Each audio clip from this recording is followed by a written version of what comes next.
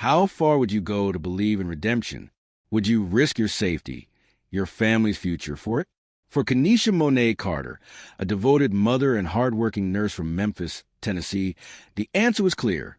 She was willing to risk it all. What began as a leap of faith and love and second chances would unravel into an unthinkable night. Keneisha's story wasn't one of recklessness or naivety. It was a story of hope. Hope that even the most broken lives could be mended. It was this hope that led her to Maurice Neely, a man with a past most people would run from. Maurice was no stranger to the inside of a prison cell. He was a man molded by chaos and crime, a man whose life had been swallowed by poor choices and hard consequences. But despite his history, despite the warnings from those closest to her, Keneisha chose to embrace him. She ignored the cries and caution of family and friends, never truly considering the danger she was bringing into her children's lives. Through letters and prison visits, she believed she was helping a man find his way back to redemption. But the love she poured into saving him would eventually become the very reason her own life was lost. Keneisha Monáe Carter's life began in Memphis, Tennessee, a city known for its rich culture, music, and resilience. She grew up in the blue-collar neighborhood of Binghamton, a tight-knit community where families relied on faith and hard work to get through tough times. For Keneisha, those values weren't just lessons. They were a way of life. Her parents instilled in her the importance of perseverance, spirituality, and honest labor. Those principles became the foundation she carried into adulthood. But even with such a strong start, life was far from easy. As she entered adulthood, Keneisha's resilience was tested again and again. Her two beautiful daughters, Aaliyah and Jayla, brought light and purpose into her world, but they also came with their shared challenges. Both fathers had long since walked away, leaving her to shoulder the full weight of parenthood alone. It wasn't just the emotional burden. It was a relentless grind of maintaining stability, keeping food on the table, and creating a safe home for her girls. Still, if there was one thing Keneisha had in abundance, it was determination. She refused to let hardship define her. Between diaper changes and bedtime stories, she carved out time to pursue her education, a journey that demanded more than just effort. It required faith in herself. After years of long nights, studying, and sacrifice, she earned a degree in healthcare administration, proving she was both a fighter and a provider. Armed with her degree, Keneisha built a career as a licensed bail bonds agent. It wasn't glamorous work, but it was steady. It paid the bills, kept a roof over her daughters' heads, and gave her the dignity of independence. Her job brought her face-to-face with people at their lowest points, yet she treated them with compassion and respect. That empathy reflected who she truly was, a woman who could still see light in others, no matter how dark their circumstances. Still, even with her achievements, Keneisha felt something missing. She longed for a partner, a man who would stand beside her, not just as a lover but as a protector and a father figure to her daughters. She dreamed of building the family she never had, a home filled with stability, laughter, and unconditional love. That longing for connection, for something more, was what made her open her heart to the unexpected. When Maurice Neely came into her life, he seemed to offer exactly what she had been praying for: love, redemption, and a chance at a new beginning. His words were full of promise, his tone humble, his story deeply emotional. To Keneisha, it felt like fate had finally answered her call, but she had no idea how far from the truth that was. Maurice Neely, known on the streets as Mo, was a man whose life had been carved by violence and instability. Born into chaos, he learned early that survival came before everything else. His world wasn't shaped by faith or family. It was shaped by hustles, broken trust, and the streets that raised him.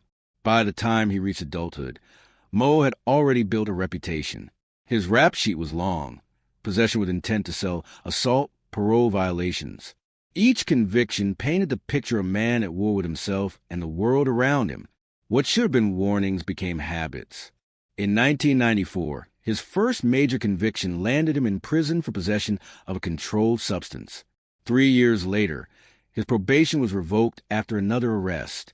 By the late 1990s, he'd racked up a string of new charges, from resisting arrest to assaulting an officer. And yet, Each time he was released, he returned to the same streets, the same life. By 2010, Mo was sentenced to 12 years in prison for assault with a deadly weapon and illegal firearm possession, a grim milestone in his long descent. But prison didn't quiet him. Inside, he reinvented himself. He became a storyteller, an image builder, someone who knew how to manipulate emotions with carefully chosen words. To the untrained eye, Mo was a man full of regret, someone who wanted a second chance. But to those who looked closer, his charm was his greatest weapon. He could weave words into sympathy. He could turn his guilt into poetry. He was a man who knew how to make women believe in his pain. And it was that same skill, the performance of transformation, that would draw Keneisha Carter in deeper than she ever imagined. When he reached out to her in 2019 through a Facebook message, it seemed harmless, just another stranger from a mutual group, maybe even a coincidence. But the message wasn't random. It was crafted, soft-spoken, deliberate, and full of promises. He spoke of redemption, of wanting to be a better man, of seeking love with someone who could believe in him. To Keneisha, who had built her entire life on the power of forgiveness and second chances, it sounded like hope. It sounded like destiny. Maurice painted a picture of love, stability, and a fresh start. Everything a single mother like Keneisha had longed for a woman who had spent years juggling motherhood and survival. The promise of redemption was difficult to ignore. Their connection grew quickly, nurtured by late-night phone calls, heartfelt letters, and carefully crafted social media exchanges. For Mo, it was a perfect stage to present himself as a changed man, a soul reborn and searching for a second chance. To Keneisha, his words felt genuine, even comforting. Here was someone who claimed to see her strength, her loyalty, and her belief in people's ability to change. It was everything she had been waiting to hear. But as the relationship deepened, Keneisha began to overlook what others saw clearly. Maurice's long criminal record, his history of violence, and the reality of his incarceration should have raised alarms. Instead, she saw these red flags as challenges, opportunities to help him become the man he said he wanted to be. To her, this wasn't a risky romance. It was a mission. She believed her love could conquer the darkness of his past. Her family, however, saw things differently. Loved ones voiced their concerns early on, questioning why a hard-working, accomplished woman like Keneisha would tie herself to a man with such a troubled history. They worried about the danger she was inviting into her life, not just for her, but for her daughters, Aaliyah and Jayla. They pleaded with her to reconsider, pointing out the inconsistencies in Maurice's stories and the red flags she seemed blind to. But Keneisha refused to listen. She dismissed their fears as misunderstanding, proof in her mind that they didn't believe in second chances the way she did. To her, Maurice wasn't defined by his criminal past, but by the man he could become with her support. She believed their love story was living proof that even the most broken people could be redeemed. What she couldn't see, or perhaps refused to see, was a fine line between hope and denial. The very qualities that made her strong, her compassion, her belief in people's potential, and her relentless determination, were also the ones that made her vulnerable. And as her bond with Maurice grew deeper, those vulnerabilities would set the stage for a tragedy no one could have imagined. Their relationship blossomed despite the cold, confining reality of prison walls. To many, the idea of romance with an incarcerated man seemed unthinkable. But for Keneisha, it became the foundation of a dream she was determined to build. Maurice wasn't just an inmate. He was a man full of potential, a living symbol of redemption waiting to be realized. Phone calls became their lifeline. Late at night, his words dripped with affection and longing, weaving dreams of the life they'd share once he was free. A cozy home, laughter, family dinners, stability for a woman who had built her world on the belief in second chances. It all felt like a prayer finally answered. Visitation days became the highlight of their unconventional courtship. Despite the long drives and the bleak atmosphere of the prison visiting room, Keneisha made the trips faithfully, sometimes bringing Aaliyah and Jayla along. In those hours, surrounded by concrete walls and correctional officers, she could almost believe the future she imagined was already taking shape. On social media, she painted a picture of modern love, a story that defied judgment, Posts filled with hopeful captions and smiling photos gave the world the illusion of happiness. But what those posts didn't show were the growing concerns of her family, the quiet warnings from friends, and the uneasy silence that followed every argument. To Keneisha, these weren't signs of danger. They were tests, challenges on the path to proving that love could truly transform a man. Her optimism reached its peak on December 17th, 2021, the day she married Maurice Neely. It wasn't the wedding she had once dreamed of. There were no church bells or long aisles, no white gown trailing behind her. Instead, she stood in a small prison chapel surrounded by a handful of relatives and Maurice's fellow inmates. Yet, to her, it was a triumph, a declaration of faith in the man she believed he could be. The photos she later posted told a story of hope. Keneisha radiated with belief, Maurice solemn with promise. The caption spoke of love, loyalty, and redemption. But behind the smiles lay an unspoken question. Could a man with a history as dark and violent as Maurice's truly change? And what would happen to Keneisha and her daughters if he couldn't? When Maurice Neely walked out of prison on September 12, 2022, Keneisha saw it as the beginning of everything she had prayed for. The letters, the visits, the countless phone calls, all of it had led to this. For her, his release was proof that faith had prevailed. Determined to give their love a real chance, she made a bold decision. She left her life in Memphis behind to move to Hoffman, North Carolina, a quiet town where no one knew their history. There, she bought a modest home on McCoy Drive, hoping it would become the foundation for their family's fresh start. In the stillness of Hoffman, she envisioned peace. She imagined building a life with Maurice, raising Aaliyah in jail instability, working together, and living out the promises they had made. For a while, it seemed her dream might finally come true. Her social media reflected snapshots of domestic bliss, family dinners, warm smiles, an illusion of harmony. But beneath the surface, cracks began to form. Maurice, who had spent most of his adult life behind bars, struggled to adjust to the structure and responsibility of family life. The discipline required to maintain a home felt foreign to him. Years of living in survival mode had hardened him against stability. Instead of embracing his new reality, he grew restless. His mood shifted without warning, from quiet detachment to explosive anger. For Keneisha, it was heartbreaking. She had poured every ounce of faith into him, convinced that love could heal what prison and the streets had broken. She tried everything, routine, patience, encouragement, but her efforts were met with resistance. Arguments became frequent, sparked by trivial frustrations or his refusal to take responsibility. The temper she once dismissed as a product of his past now bled into daily life. Neighbors began to notice, raised voices, slamming doors, uneasy tension radiating from the house on McCoy Drive. It was a far cry from the peaceful life she had imagined. Yet, even as things unraveled, Keneisha refused to give up. She clung to hope, reminding herself of the vows they'd exchanged, the promises he'd made, and the vision of the family she had worked so hard to build. But as weeks turned into months, the distance between her dream and reality only grew wider.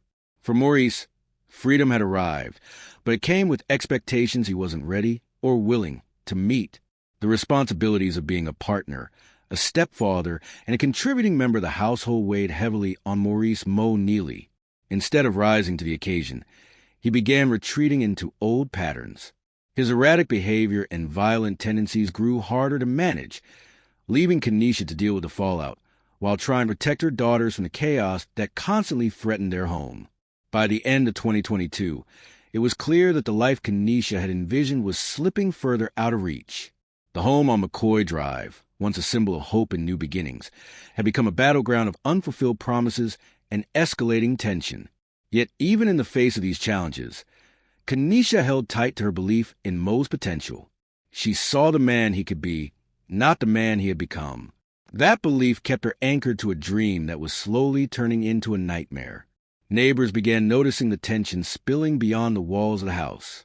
Raised voices, slammed doors, and muffled cries broke the otherwise calm rhythm of the neighborhood.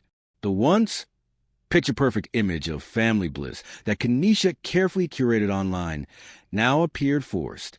The smiling photos and hopeful captions seemed less like joy and more like desperate attempts to hold on to a life that was crumbling from within.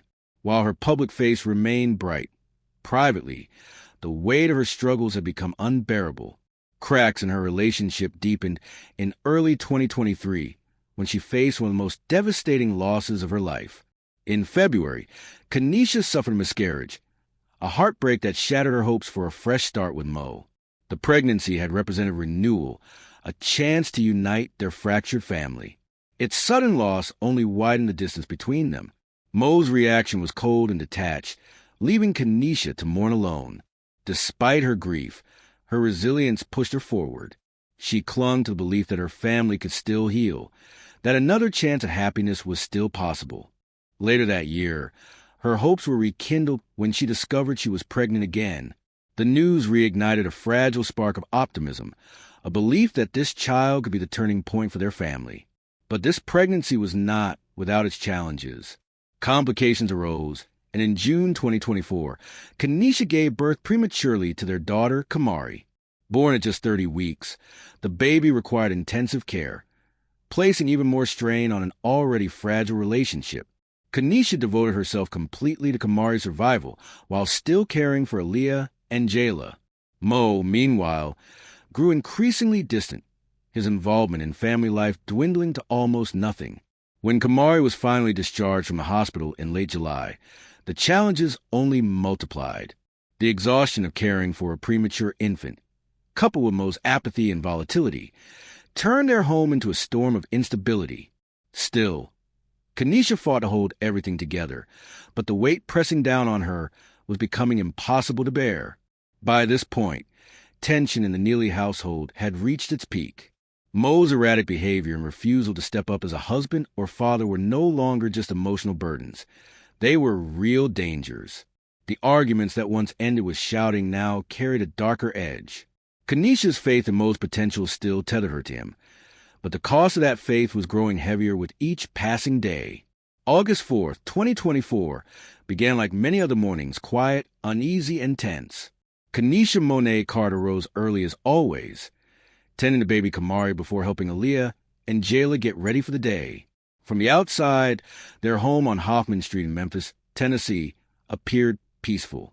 But inside, the fractures in their marriage were impossible to ignore. Mo was detached, lounging around and offering no help. His indifference had become routine. For months, his unpredictable behavior had filled the home with turmoil. Arguments had become their new language, and his temper had grown increasingly dangerous. Still, Keneisha, ever the optimist, held on to the belief that their love could somehow survive. But this wasn't the first time their conflict had crossed the line. Months earlier, during one of Mo's rages, he had attempted to strangle her in front of the children. The memory of his hands around her neck and the terror in her daughter's eyes haunted her. In a desperate act of self-defense, she managed to grab a handgun and fire a single shot, wounding Mo in the leg. The police arrived soon after, arresting him and briefly restoring peace to their chaotic home. Yet, even after that terrifying incident, Keneisha couldn't let go.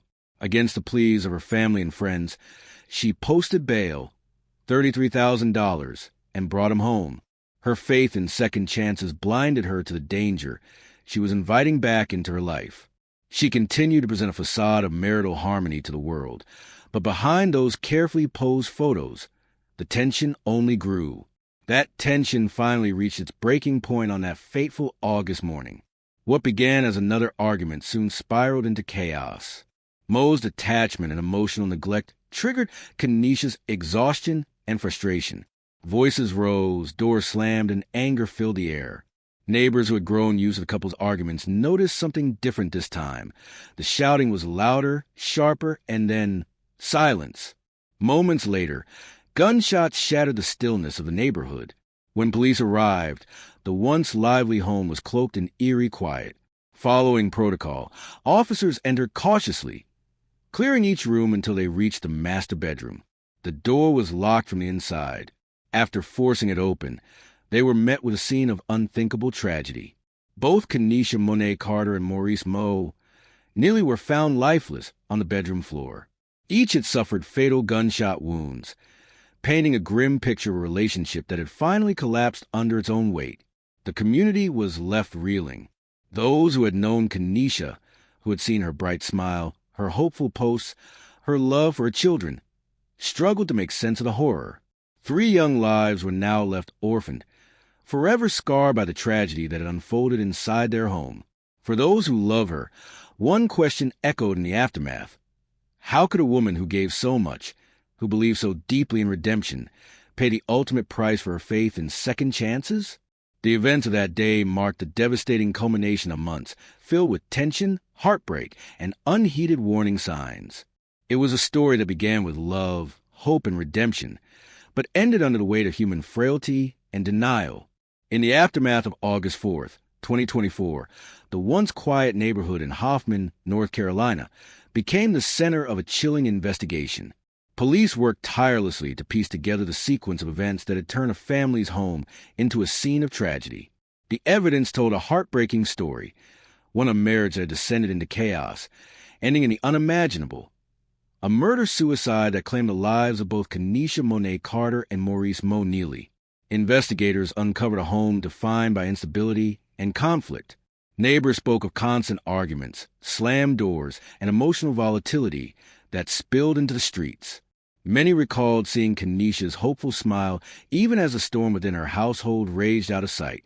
Maurice, they said, had always seemed like a man haunted by his past, unable, or perhaps unwilling, to leave it behind. Forensic evidence painted the final picture: a locked bedroom door, the position of the bodies, the trajectory of the bullets. It all pointed to the same grim truth. Maurice had taken Keneisha's life before turning the gun on himself. As detectives dug deeper, they began to uncover the emotional layers behind the tragedy. Family and friends spoke of Keneisha's unshakable belief in love's power to heal, her devotion to building a family, and her refusal to abandon the man she thought she could save. To her, it was faith. To others, it was denial. The signs had always been there: the temper, the control, the broken promises. But Keneisha chose to see the man she believed Maurice could become, not the man he truly was. That hope, once her greatest strength, became the very thing that sealed her fate. The tragedy rippled far beyond the walls of the Carter-Neely home. 3 innocent children were left behind: Aaliyah and Jayla, old enough to remember the chaos, and baby Kamari, too young to understand the darkness she was born into. Their futures were now shadowed by the loss of the mother, who had loved them fiercely, and the father figure she had tried so hard to redeem. For Keneisha's family, the grief was unbearable. They mourned not only her death, but the faith that had blinded her to danger, the belief that love alone could cure the kind of brokenness Maurice carried. She had been an embodiment of strength, compassion, and perseverance. Yet in her final chapter, those very qualities became her undoing. The community, too, struggled to come to terms with what had happened. Neighbors who had once turned a blind eye to the warning signs now wrestled with guilt, wondering if more could have been done. The story of Keneisha and Maurice became a sobering cautionary tale, a reminder that the desire to save someone should never come to the expense of one's own safety. Though the investigation eventually reached its conclusion, closure felt impossible. Keneisha's life, so full of promise, ambition, and faith, had been cut short by the same belief that had defined her: the conviction that everyone deserves a second chance, even those who have done nothing to earn it. For her children, her family, and her community, the aftermath was a wound that time could not easily heal. Her story forces us to ask difficult questions. Where do we draw the line between faith in someone's potential and the painful truth of who they are? Is forgiveness always noble, or can become dangerous when it blinds us to reality? Keneisha's story stands as a haunting reminder that love cannot fix a person unwilling to change. It cannot erase years of violence or rewrite the patterns of destruction. Sometimes, the greatest act of love is choosing to protect yourself and those you cherish from the very person you wish to save. If you're drawn to stories like this, where love, betrayal, and obsession collide, be sure to subscribe. You won't want to miss what comes next. This is Ruthless Realities. Until next time.